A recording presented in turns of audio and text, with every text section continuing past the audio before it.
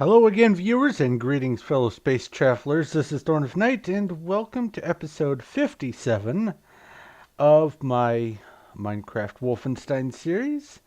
And before I get started, do my routine check here. Make sure everything's the way it needs to be. Look at my inventory. Okay, we are ready to move on to floor 6. This floor in actual Wolfenstein 3D is a little bit of a pain because the moment you make a sound, everything starts waking up to try to eat your face. Thankfully, I don't have to deal with that on this, the Minecraft version. But that does not make this map any less convoluted. This is a pretty involved map as far as the Wolfenstein maps go. And hopefully I'll be able to remember how to... Oh boy. Well, let's stand here and snipe the creepers. Got that one. If I shoot that high, is it gonna... Yeah, it's gonna hit the ceiling. Give me my arrow back. You know what? I don't need to go that way quite yet. I can go this way. Anyway, before I get too far into the episode, I would like to remind everyone who is watching to go vote on my straw poll about what you would like to see me work on next, whether it is Spear of Destiny or Blake Stone, if you are unfamiliar with either of them. Quick rundown. Spear of Destiny is basically the next installment of Wolfenstein 3D. Has the same look and feel and all that, with a bunch of additions, but it's basically the same, or rather a similar game. And Blake Stone is also similar, but it has more sci-fi, mutant, alien kind of monster theme going on with it. That also adds a bunch of level dynamics, like traps and special lever activated doors and all kinds of other stuff. So it's notably different, but it is the same sort of game insofar as it being running around in 2 dimensions, represented as a 3D map, where you go around and explore the map and kill the bad guys and loot the things. But that's about where the similarities end. But I have a straw poll up, which I encourage you to go vote on whether you would like to see me work on the Spear of Destiny or the Blake Stone next.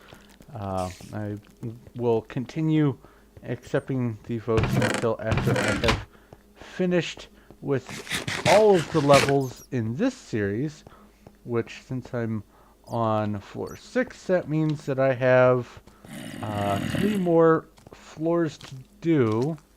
Let's see here. Is it this one? It's this one. And then this will be done, and after I am done with the final episode of this series, I will also be uploading the combined map of all 6 of these Minecraft Wolfenstein, I guess, mini adventure games. Let's see here. I need to go... Is it this way? Yes. But that will be a few weeks off. Not too terribly long, but it's not quite there yet. In other news, recently I have started taking a much closer look at the Humble Bundle website, where you can get a whole bunch of games, most of which are available on Steam for a much cheaper price than if you were to get them individually. However, you can, if you so choose, donate more to the cause and pay as much or as little as you want. And some of the games in the bundles are only available once you pay past a certain point, but that's usually rather cheap compared to paying full price for everything anyway. Now, somewhere is it? There it is. I'll figure them out. But I have been trying to keep dibs on them a lot more recently. I didn't used to examine the Humble Bundle site, and looking at the way things are right now, I'm kind of kicking myself because that means, based on what I'm seeing right now, I have missed a lot of good opportunities to get some good stuff for a lot cheaper than full price. But that's all right. But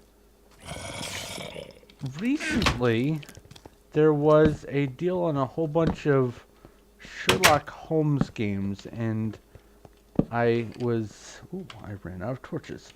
I was a little bit snug on finances for a while, so I wasn't able to get them.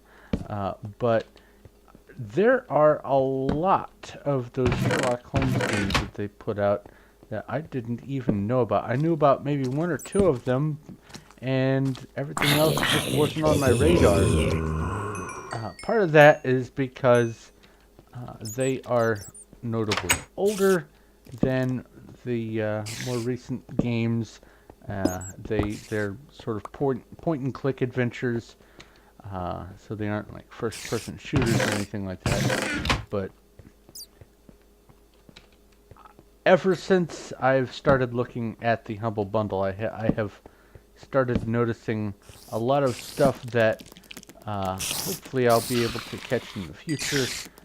I did pick up one bundle somewhat recently that had a bunch of games that were on my Steam wish list, but I ended up gifting a lot of them to people I know because they were games I wouldn't actually play. But Humble Bundle is a freaking awesome idea. Just put a bunch of games together in a package that will boost sales that otherwise people would not have purchased individually or just on other sites or whatever. Just put them together, give people an opportunity to pick up the game, and give the game developers an opportunity to earn a little bit more than if it was just relying on normal sales that just happen regularly. No you don't. Haha! And judging by the light, I've already been that way. But the way it's laid out makes it so even if there's just one game out of the bundle that you want, it's still probably going to end up being cheaper than if you pay full price. And on top of that, you get a whole bunch of other games. So I think it's a really fantastic idea that they've got going on there. Is there anything? Yep, there's some treasure this way. I'm finding all the treasure. Probably not. This map is so convoluted.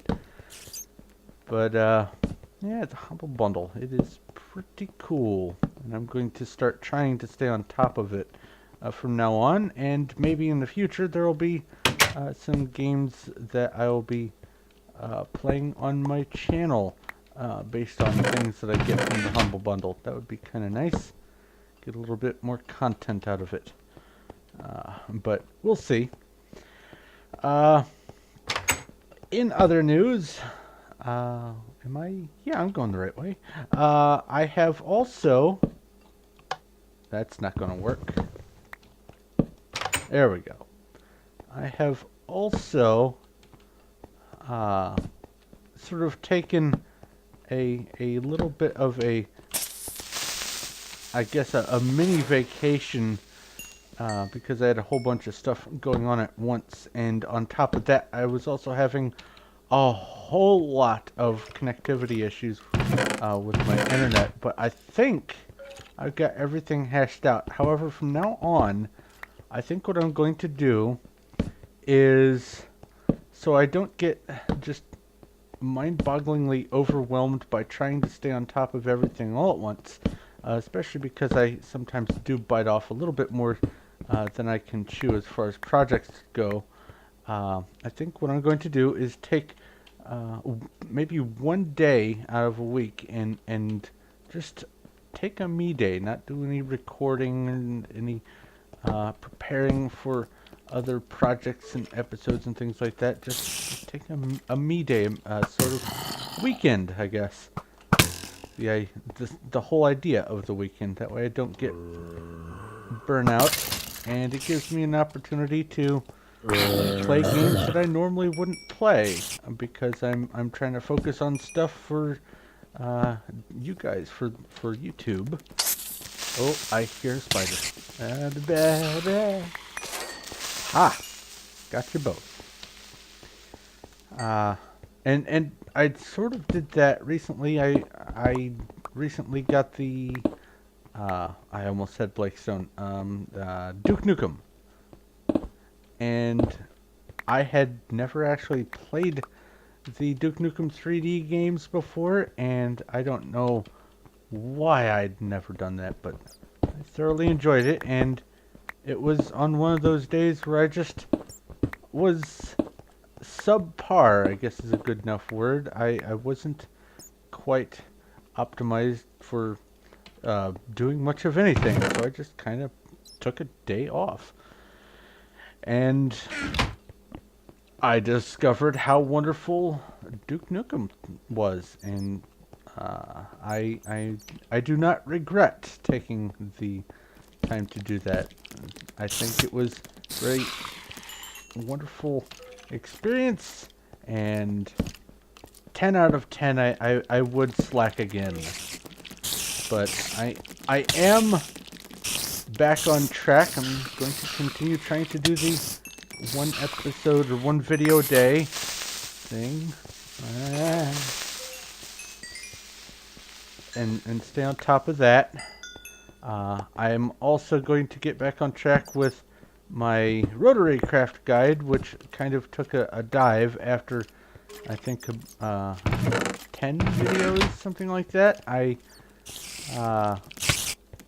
After I had started making the guide for that, I took the little plunge of too much stuff going on at once. Ooh, I totally missed that one.